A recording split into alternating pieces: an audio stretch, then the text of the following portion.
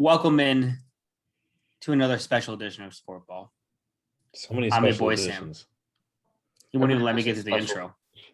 You see this? This is like I'm dealing with those two guys from the Muppets. Uh What are their names?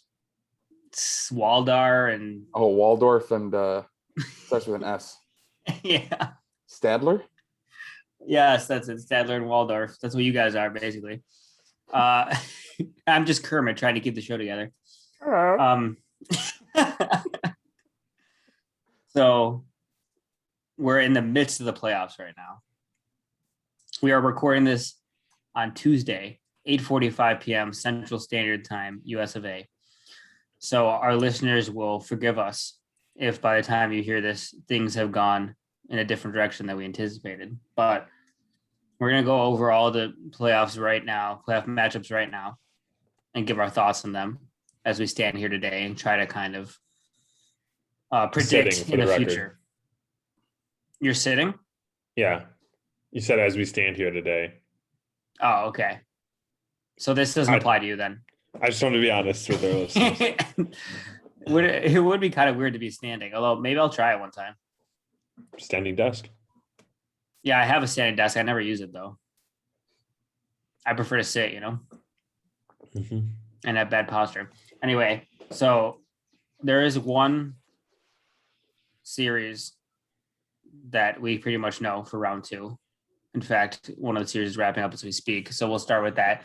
Then we'll go through all the other scenarios. And then I think we finish with a little review of how our Stogie, Skulldog, and Squammy boys are doing in the playoffs.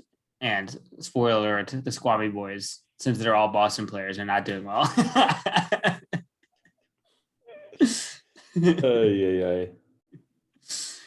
All right, so I want to start by talking about Bucks Nets round two, because the Bucks swept the Heat, and the Nets looks like are about to finish off the Celtics. They're up 3-1 and lead 10 in the fourth quarter as we speak and record right 13 now. 13 actually.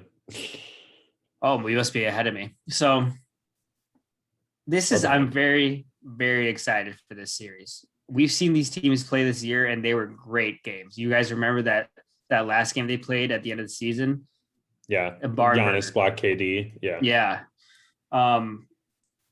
And the Bucks, after that sweep of the Heat, looked pretty scary, even with when they did lose Dante DiVincenzo, one of their starters, but they look much improved from last year, as we knew they would. And they match up great with the Nets. I know Kyle is sweating just thinking about it.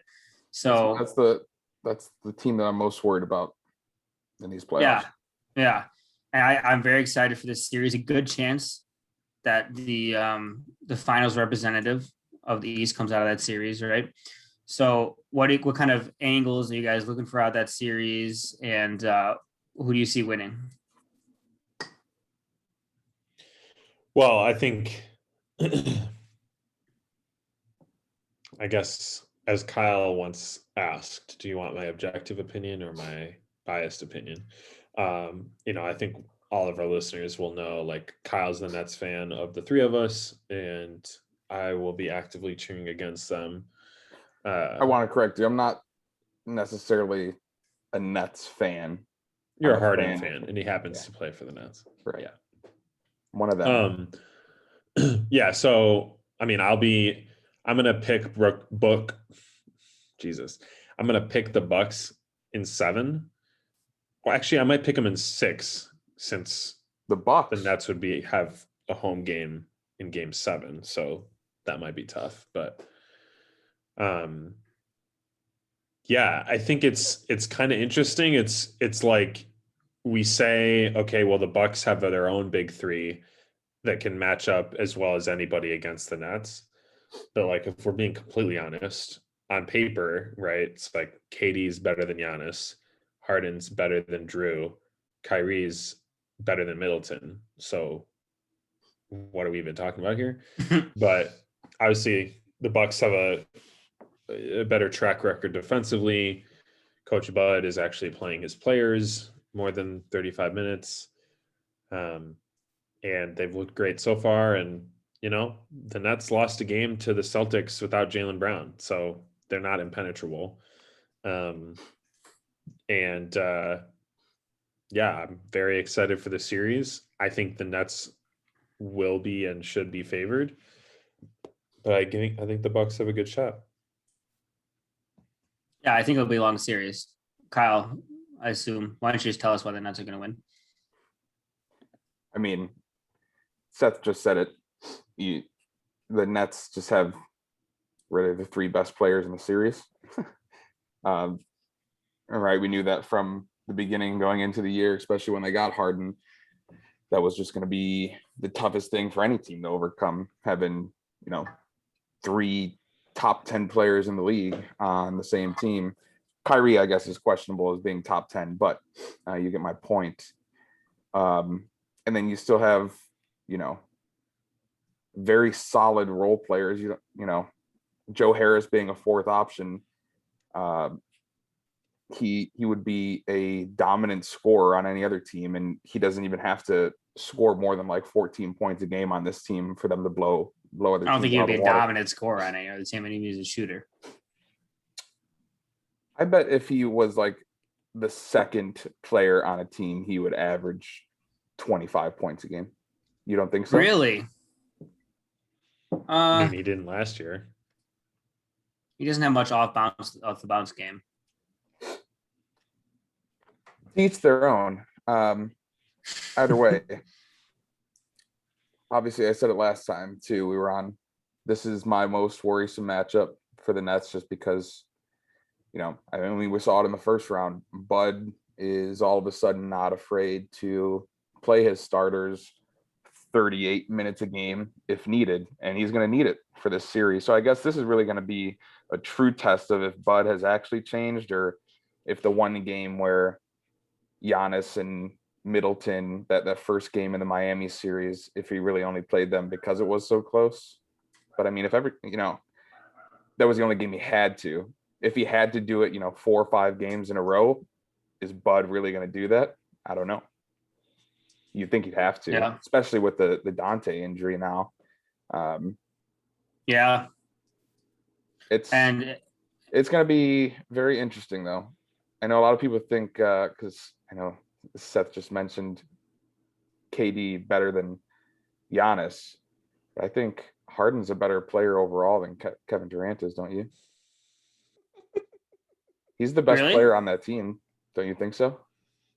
No, I still think KD's better. How long have you thought Harden's better than KD for? Since the injury. I mean, KD's basically looked like himself since the injury, I feel like. Except he missed half the season, but yeah. Right. When he plays, he's better than Harden, I would say. But I agree that Harden's availability all I know, is better. I don't know. Although it really wasn't this season. I don't know if it's only I follow other Harden stands on Twitter, which could be the case, but there is a large group of people that agree with me here. I mean, it's night and day defensively. Right. KD's like an elite defender, and Harden is below average. So he is not a below average defender by any means. Okay. he's good at like 3 times a game he gets a switch and someone tries to back him down, and they think because he's 6'5", they can back him down in the post, and he does good in those opportunities. But he still has lots of times where someone does a back cut and he lets him go by or whatever. I mean, literally 20 seconds ago, someone just scored on him because he didn't see him right behind him. So, I mean, if you want to talk about his effort, sure, but we could talk about LeBron's effort on the defensive end too sometimes. So, I don't think LeBron's an elite defender either.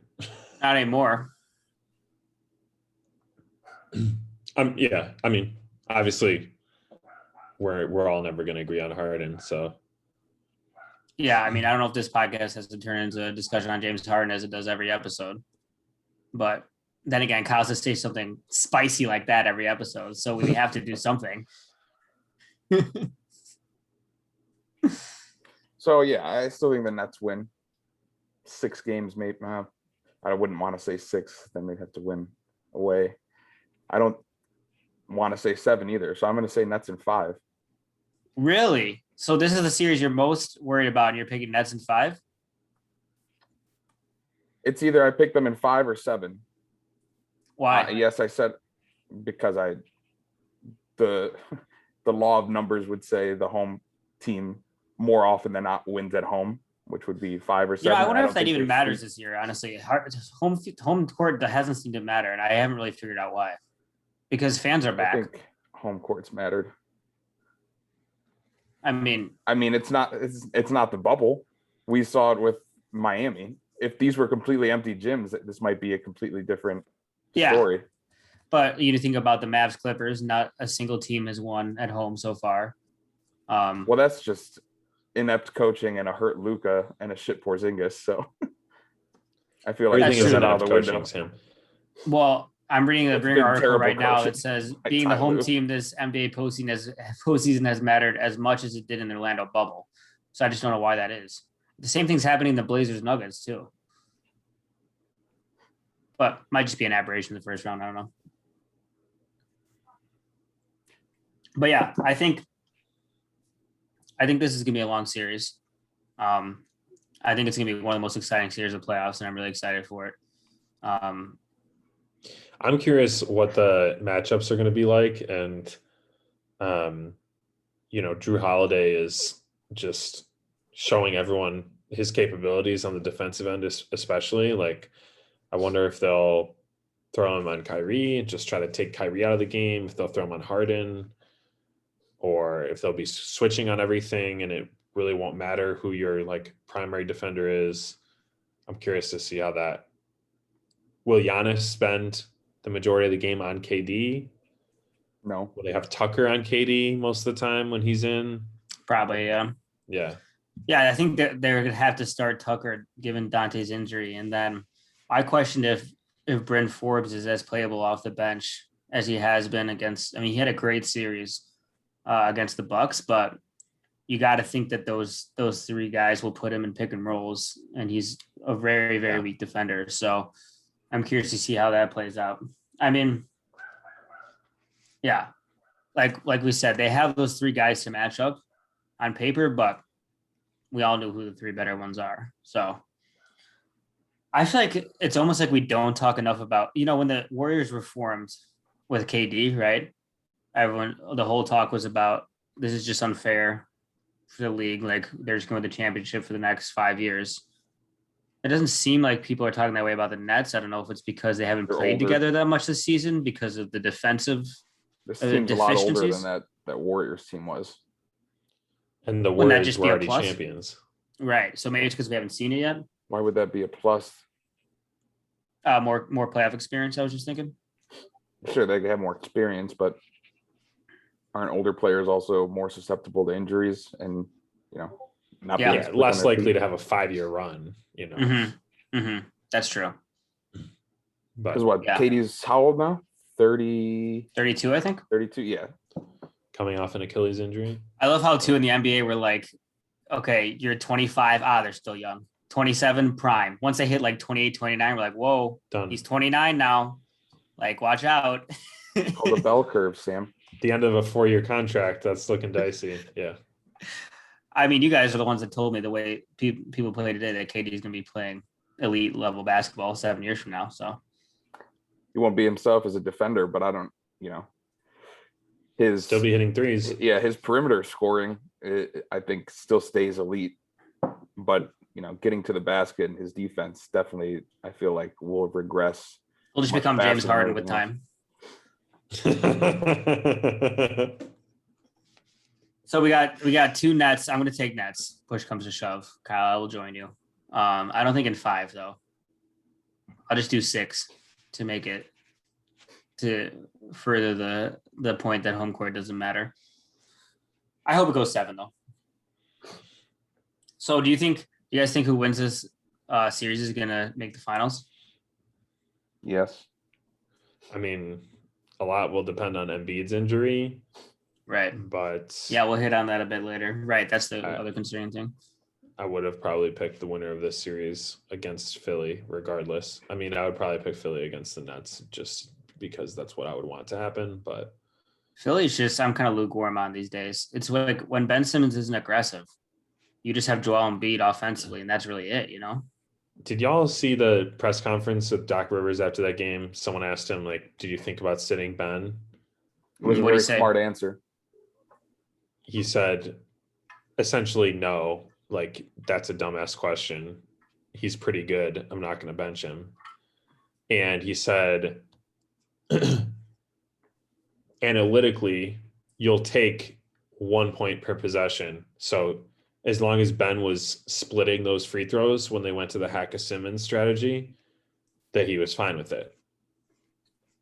Yeah, Which to I me, saw someone do an in-depth kind of breakdown of that on Twitter too. Like Simmons would have had to have been like a career 42% free throw shooter for that to really be a smart analytical decision. And the fact that he essentially on that, end of that game, those turned into like 1.11 points per possession. Any team would take that. That's Right. Well, he's not 42% for the year, but he was 0 for 10 for the series. So maybe they're just thinking he was still in a cold streak, I mean, I'm going to take a player's larger sample size over, the last two games. Yeah. what I don't get then is like there were a couple possessions after it was under 2 minutes, right? Now they can't foul off the ball. But it would be like hot potato if Ben Simmons touched the ball, right? He'd immediately catch it and throw it to somebody else so they don't foul him with the ball. So if they're really like fine with that, like they're okay with him taking the free throws, Just let them follow him. why not just give him the ball and let him foul him? Like if that's really what they want. Because that's not what they want, right? It's a passable thing to happen. But if you can get the ball out of his hands into someone that shoots 80% from the free throw line, wouldn't you rather them be holding the ball? But they're not going to That's foul not the him. choice that they have. It wasn't like under 24 seconds where they need to foul to stop the clock. They were just trying to do it to like, because they thought I was watching the game. Yeah. But I'm saying that's why they're not just going to tell Ben just to hold the ball. You still they were down. They still needed to try to score. Yeah, I guess if Doc truly thinks he's fine in that situation with getting 1 out of 2, getting 1 point each possession, then if that's truly what he thinks, then they should have just given Ben the ball and let him foul. If that's because you're not running your offense anyway. You're not getting another shot, right? So I think he was if you just give someone the ball and tell them to stand there, you're not going to get another shot. The thing is, they were trying to create shots. They were trailing. They needed to score still. I was just taking him out, honestly. I mean, at that point, you're doubling Beal anyway, and it's like you're not scared of Westbrook. So on defense, like I get that's a big reason to keep him in, right? But I don't know. But he wasn't doing that much. I mean, it probably wouldn't matter in the long run. They were going to lose that game anyway, so whatever. Yeah, I just feel like I think Doc was more saying that to defend his player and try to get. Yeah, he has to say that, right? Well, and I mean, it was again a smart answer. Sam, do you understand what I'm saying? I don't understand how you can say at the same time, like, yes, we're good with 1 point per possession, and we're fine if they intentionally foul Ben, and at the same time say, well, we'd rather run our offense and try to get a good shot. Well, I think what Kyle is, I agree with you. Okay. I think what Kyle is saying is they'll settle for that as the end of their possession, but they want to try to find a different shot if possible. So they keep Simmons on the floor. They say, if they foul him, okay, but let's try to get another shot if we can. And my response to both those things would be like, analytics aside, I know that players have spoken before about the reason Hack-a-Shack works is because it takes them out of the flow of the game and out of the offense. They're so discombobulated that they can't really score another way. You know what I'm saying? Which is kind of what I was saying. So I don't know if it's necessarily all about the analytics. It obviously is partly, but it's also to try to get them out of rhythm and make it so they can't do anything offensively, which is what ended up happening. You know what I'm saying? Yeah, I would have taken him out. Like if you're playing hot potato on offense and you don't want to touch the ball, and you can't shut down Beal by yourself anyways, then what is he really giving you? But yeah. But I do think there's an emotional aspect to it too, where it's like with Embiid out, that's your star player. And so you're just going to bench him at the end of the game. I don't know. Maybe that does more harm than good. You know what I'm saying? Yeah, maybe. But we might as well just hit on that series real quick now, too, while you're talking about it, because it came out earlier today that Embiid's doubtful for game 5, right? With right knee soreness. They didn't really, couldn't find the results of the MRI. I guess the MRI was negative, but they said he's going to be further evaluated. So not good news for Sixers fans. They're up 3-1 in that series right now, trying to close out the Wizards. But I think they could still close the Wizards without Embiid, maybe. But this is going to matter a lot for future series too. Yeah, I think they'll probably close them out, and they'll have, a day to prepare and have a game plan, assuming Embiid is out, and they'll do their whole thing where they feed Simmons even more. So I think they'll probably be fine, but next round, if Embiid's not healthy, that's looking dicey. Yeah. So next round looks like it's going to be against the Hawks, right? Because they are now up 3-1 against the Knicks. Now, I'm not going to rule the Knicks out, but when we previewed the podcast, you and I was talking. All three of us actually said this. I think that Randall's been the better player this year, right, than Trae Young, and it's completely flipped in the playoffs. Trae Young has been great, and Randall has been terrible. So, I think that's the reason our Knicks pick went awry. Kyle, do you think the Knicks have a chance to claw back in this series? I mean, you had said yourself that Derrick Rose was the key, but I feel like they almost need him too much, right? Yeah, Derrick Rose needed to be the key as long as Randall kept performing at his at a decent regular season level. Yeah. And this isn't the first time I think we even said, at least I think I said this on the last podcast, right, with a Thibodeau team where we've seen them be great in the regular season, and then he runs his players just so hard during the regular season. And is that really what's happening now? Who's to say? But his star players have fizzled out in the playoffs before, and it's happening again, right? It's great, obviously, for the Knicks to have made the playoffs, but at what cost, right? Yeah, and it's like, now that it's happening, I almost feel like it's so obvious, going back, like, why did I pick the Knicks? Like, of course I know Trae Young is better than Julius Randle, but we just hadn't seen really either player in the playoffs in this role. And, right. And Trae had his flashes, right? He just wasn't nearly as consistent as Randle was during the regular season. But I mean, shows up when it matters. You can't discount what Bogdanovich is doing. You definitely can't discount what Capella's brought to this Hawks team either. This postseason, he's been And the thing I really overlooked too was, I remember mentioning, like, Hunter wasn't in those games when Randle went off. And I was like, oh, well, maybe Hunter will cover Randle, but he doesn't look 100%. Well, he's kind of forming into 100% now, and he is that player that can shut Randle down. So you got Hunter on him, you got Collins on him. He meets Capella in the paint. There's just nothing Randle can do against that. And I just don't. We always say this when a series looks a certain way, and then sometimes it flips. But there doesn't seem to be a lot of avenues for the Knicks to get out of this hole, in my eyes. No, not really, unless Julius Randle, starts hitting his pull-up three-pointers that he was hitting during the regular season at a tremendous clip, which he hasn't been able to do the last 4 games. Right. I could see the Knicks getting another game, but I would not bet against the Hawks at this point. And I think the more interesting question is, would the Hawks have a chance against the Sixers without Embiid? I think they definitely have a chance. Even with Embiid at, 70, 80% or something, that would be a very interesting series. And seeing Trae Young dribbling around and Ben Simmons chasing him and all that would be pretty exciting, I think.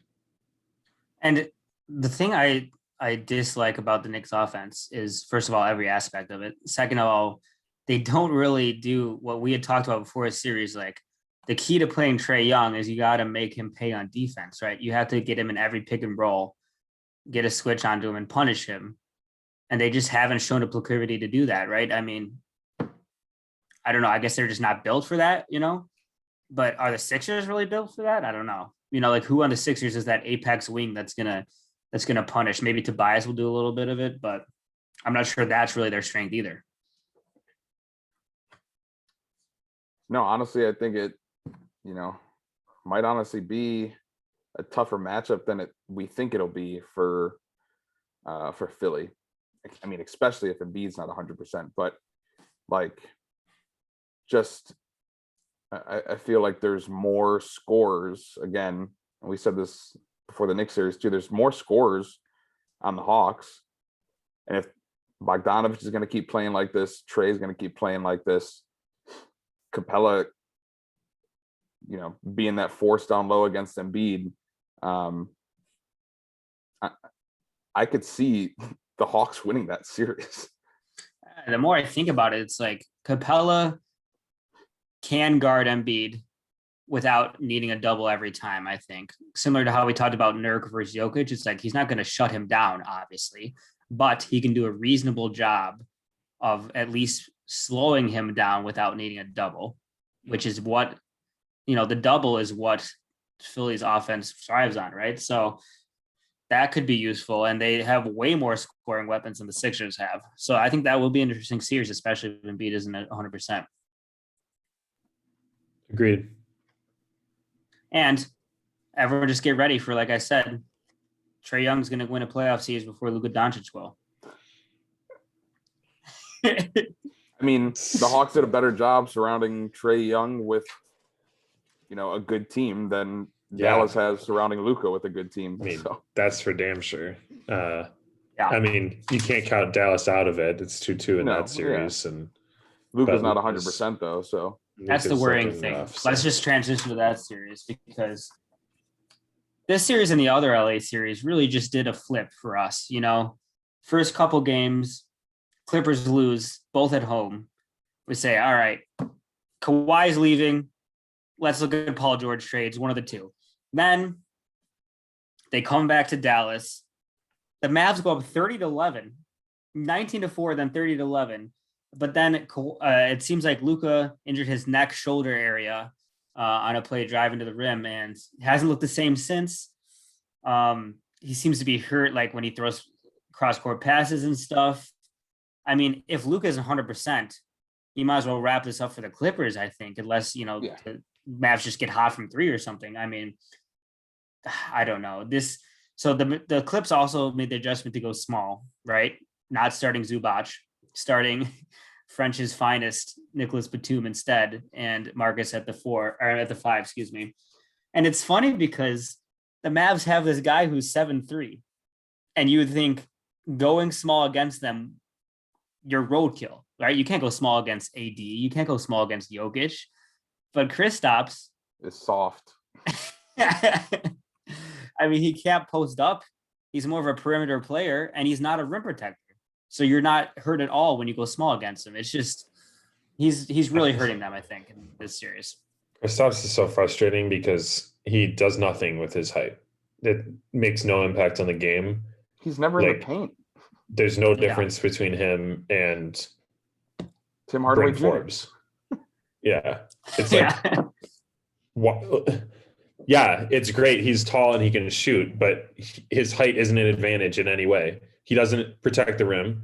He doesn't post up. What's the point of having a 7'3" player if you're just catching and shooting? Like, so that he could take a mid-range jump shot over a shorter player and miss. Yeah, and then he can't guard anybody either then, because he can't guard small players. It's like, I don't understand your value. Yeah, and the real telling thing is they put Boban in because, like, okay, Real maybe star. he can actually exploit the size and do something on offense. That's when you know you're desperate. So we love Boban. Yeah, of course. I mean, he's the greatest villain in the John Wick movie series. But yeah, I don't know. I mean, obviously, if Luka's not 100%, this is not going to be the series for the Mavs. But it's just interesting how it turns so quickly, right? Yeah.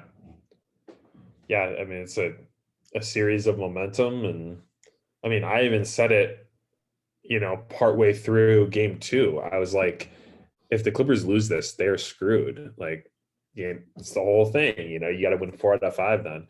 And now here we are, and series is tied, and it's clean slate, best 2 out of 3.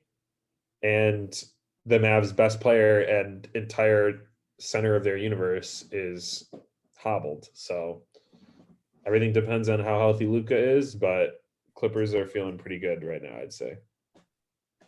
Yeah, and I'm not going to count the Mavs out. I think I'm hoping it goes to game 7. Wouldn't that be fun? That would be. And who knows? I mean, it seems like one of those things that Luka might be able to get right in a couple of days, He has the extra day off too, I think.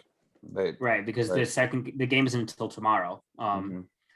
So by the time the listeners hear this, they'll know who's up in the series and how Luka looks. But yeah, it's just a shame when injuries affect something like this, but I just hope it's a long series and we see a healthy Luka by, game 7. That's what I'm rooting for. In the other LA series, injuries have similarly tilted the tide. Much like the Mavs Clippers, we completely flip-flopped.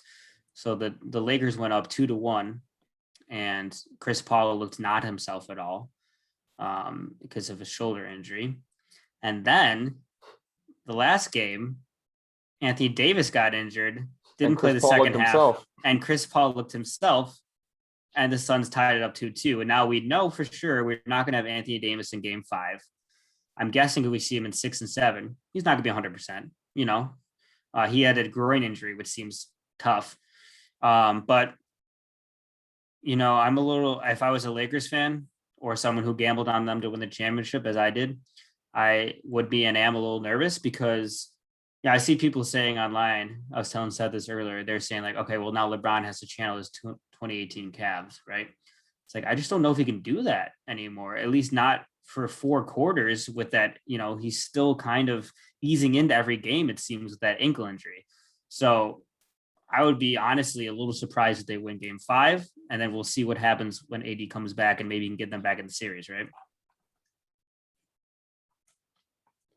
It to me doesn't really feel like it's about the ankle. I think it's more about conserving his energy in general. So you could be right in that sense where he just can't expend the same amount of energy playing at that high of a level like he could in 2018. But at the same time, I wouldn't be surprised if they won a couple games even without AD. Obviously, I'll be cheering against that. And particularly like for Chris Paul's sake, I hope that another playoffs isn't ruined for him because of injury.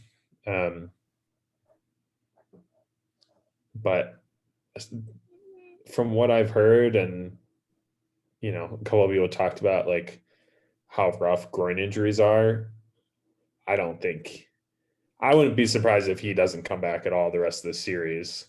And if he does, I think he would be severely limited. That would be wild.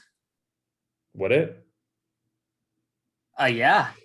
I mean, I wouldn't be surprised either, but just thinking about it, like not having AD the rest of the series, it would be tough for the Lakers. I think I would heavily favor the Suns if AD's not coming back at all.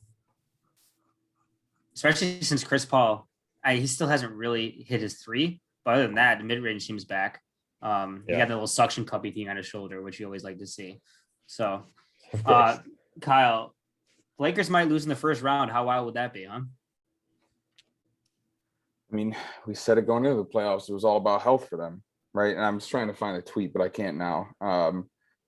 There's, for this series, the Lakers, I think, are like overall plus like 18 or something when LeBron, in all the minutes that LeBron has played, in the minimum minutes that he has sat, the Lakers are like minus 30 something. Yeah. And that AD was on the court for a majority of those minutes LeBron was sitting. Take AD out of that now. What it's just LeBron may just need to play 48 minutes. He might, and he honestly might try to do it, but it's going to ruin his career, right? The rest of his career. There's no way he could sustain that. That's what I'm worried about with this ankle. I keep telling you guys, this is a JV Achilles right here. I don't know. I mean, I think it would have been best. Like a doctor would have told him to take the rest of the season off if he wants it to heal properly, but he obviously didn't.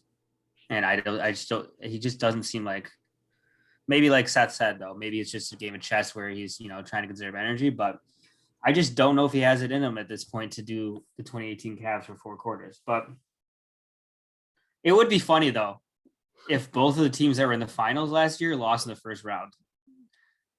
After all the talk of the bubble maybe having an asterisk, and we're like, nah, it doesn't have an asterisk.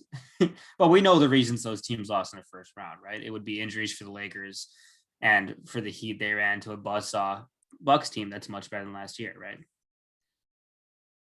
Also, now it just all comes down to the player that was untradeable for Kyle Lowry, right?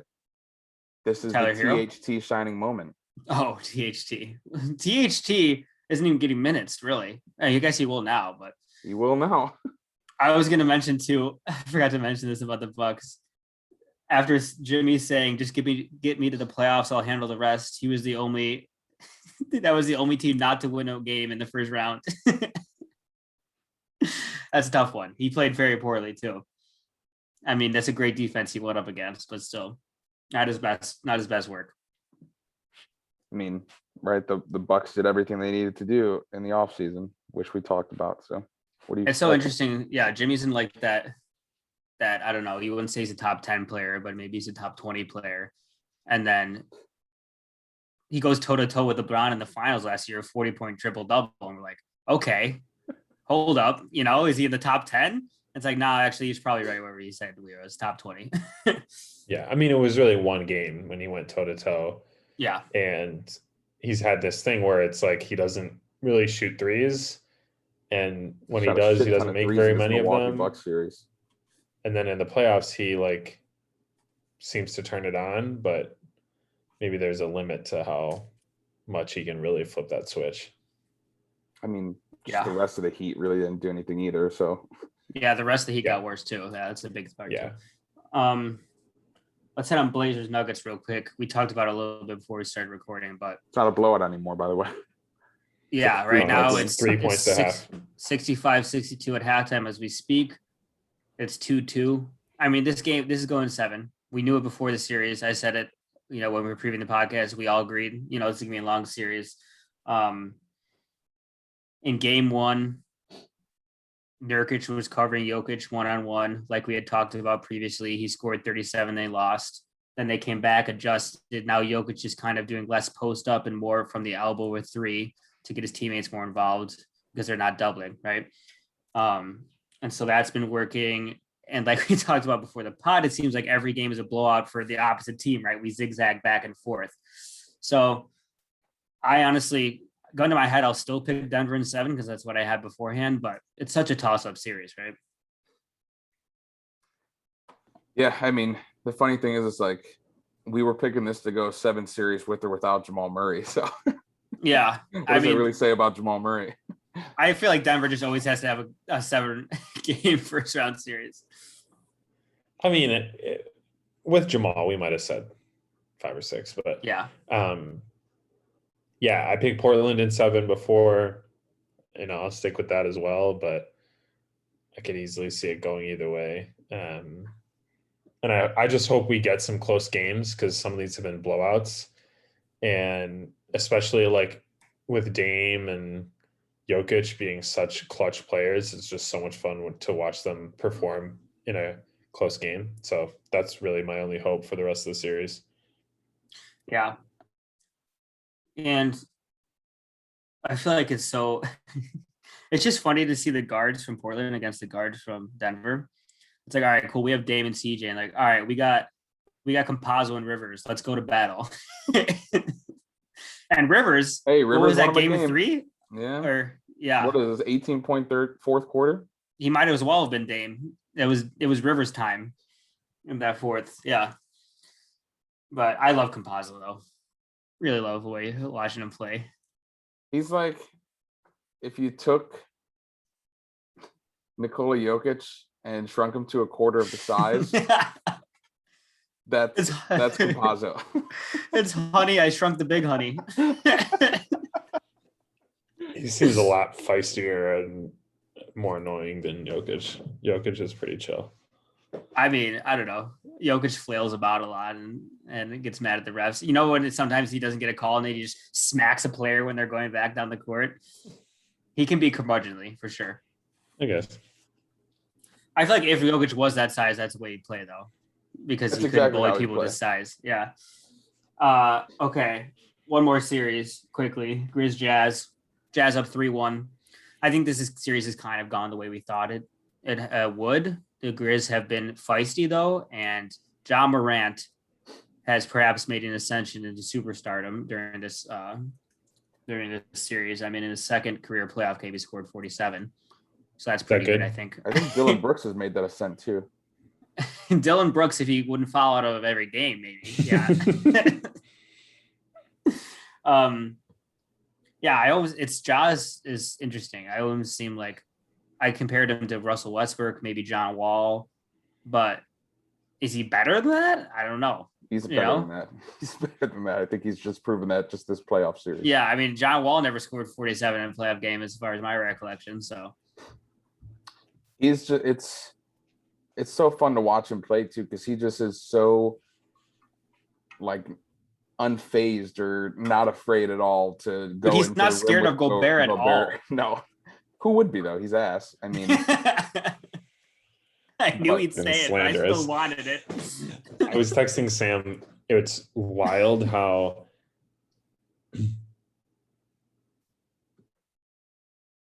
Seth just muted himself in the middle of a sentence. I'm not sure if this is a dramatic pause or not. It was dramatic. how sorry, my internet connection was unstable for a second. Naturally. I was texting Sam how it's wild that down the stretch, Jonathan Morant's go-to move is crossover, go into the lane, and try to posterize someone. Like, it works though more than it should, right? Yeah, it does. It's ridiculous. His ability at the rim and especially in the paint is just so uncanny. It's nuts. It's so fun to watch. It really is. Honestly, you said this is kind of how we expected the series to go. I didn't think that the Grizz would really compete. To be honest, I didn't know if they were at that level yet. Yeah. Like I think the Jazz kind of get a lot more of the like established, kind of veteran calls that the Grizz don't have the advantage of getting by the refs in any of these games. Mm-hmm. For sure. Yeah, I think it's been a pleasant surprise in some ways that the games have been closer than I maybe would have expected. I will say I have been impressed at the way the Jazz have been able to pull away and that they've performed well in the clutch. And I don't know, you could take that and be like, well, why is it even close with 3 minutes to play against the inferior team? Or you can look at it and say, well, that's going to bode well against some of the better teams, that they can perform well. They have got multiple scorers. They can create their own shots. They've got good free throw shooters, all that kind of stuff. So I think for the most part, I feel just as good about the Jazz as I did before the playoffs started, and maybe just a little bit even more impressed with Morant and how he's performed. And I think grit and grind Grizzlies are back. They're definitely back. And going off what you were saying, it is impressive that, Memphis has clawed back in a lot of these games and they go on these runs. And it's just every time Memphis goes on a run, it's just so like disheartening, because I want Memphis to win, to see the Jazz just turn around and just essentially go on a run of their own and just stave it off just another time after time after time. It's like the Grizzlies will get there, they'll tie the game, they'll come within 2, and then next thing you know, the Jazz are up by 10 again. But I think like you said, the way the series has played out I think it's made me hopeful for the future of this Grizzlies team, because like they're so young. It's their first playoffs, 1 versus 8. You're not expected to win, but they've been in every game, and just kind of, because they're a young team, the inexperience I think has led them to kind of, crater in close games, right? But I don't expect that as much going forward. I think they're a team that actually could make some noise in the playoffs in years to come, right? I think I have been pleasantly surprised from what I've seen from them. Like the final games 3-1 is what I expected, but not, I guess, the way we got there, right? I think it's a fun story for sure. And when you look at it, at the start of this season, at the start of the previous season, if you compare like the Pelicans and the Grizzlies, right? We all thought, oh, the Pelicans are this bright future. They've got young team, all these talented stars, and It's what much are the bigger Grizzlies names than really? Memphis has. You have Ja, you have Valanciunas, and then after that, you're like Dylan Brooks. Exactly, yeah. And Memphis has shown like they might have a better future than the Pelicans. They've certainly performed better the last 2 years. So I think Especially if they deserve a lot of continue to credit. play DeAnthony Melton and Desmond Bane big minutes off the bench. Those two are budding superstars. Kyle, how are you feeling now that your boy Brandon Clark has fallen out of the rotation in playoff games? It's fucking ridiculous. Jaren Jackson Jr. makes a mistake every single time down the court. I want Well, Brandon the to offense go. and defense. I'm tired of him jacking up threes that he just clanks off the backboard, and then he just gets burned on the defensive end every single possession. Yeah, I'm not that high on Jaren. I don't know if I'm missing something or what, but like, Is Clark injured and I don't know about it? I think this team's too deep for Clark. I think we need to find Clark another team. I think Clark just needs to play instead of Jaren. Yeah, I haven't been too impressed. I mean, he's always injured too. That's the other thing. And Clark or he's coming Jaren? back from injury this year. Jaren. Before we close this pod, let's do a quick check-in on our boys, shall we? So, announcement for the listeners.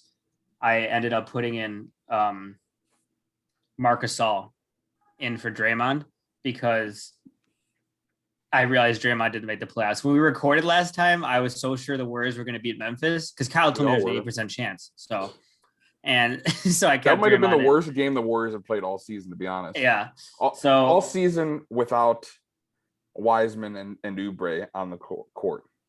The worst game they played without those two. So now my team is Ben Simmons, he of the Hack of Ben, Jamal Murray, who is out with an ACL. So far, 2 for 2, feeling great. And then we ended on Mikal Bridges. Jalen Brunson, and finally Marc Gasol. So Marc Gasol's seen some run, so I'm proud of him. Maybe the Lakers can make it out of the first round. If not, I have Mikal. They're going to need Marc Gasol to play tonight because there's no way that they could play big and keep Drummond in there for 28 minutes. Drummond shouldn't even see the court ever again in his career. Well, he's starting, so. And then I'd say Jamal is doing well on the bench, cheering for the Nuggets going to Game 7. Ben Simmons, we'll see if he can close it out. And Jalen Brunson might lose in the first round. So really, it's all up in the air with my team. Yeah, I devised this whole little exercise and then put 4 out of my 5 eggs in the Celtics and the Blazers baskets. So not sure really what the strategy was there. Celtics are out.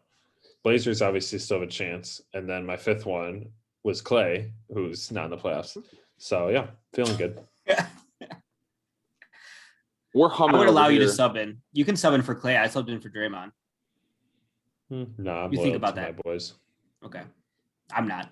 Kyle, how are your boys doing? We've lost Butler, but we still got Harden, Schroeder, Covington, and Jokic going. So Schroeder was a sneaky pick for you. Now you have a Lakers player. I do too in Marc Gasol, though, who I've always been loyal to. So, all right. Well, let's hope our boys do well in the rest of the playoffs. Any final thoughts on these playoffs, guys? It's been fun so far. 4 games down, 12 to go. What could it mean? It's 4 games down, Nets. 12 to go. The Nets. Oh, just the Nets. Okay. Disgusting, honestly.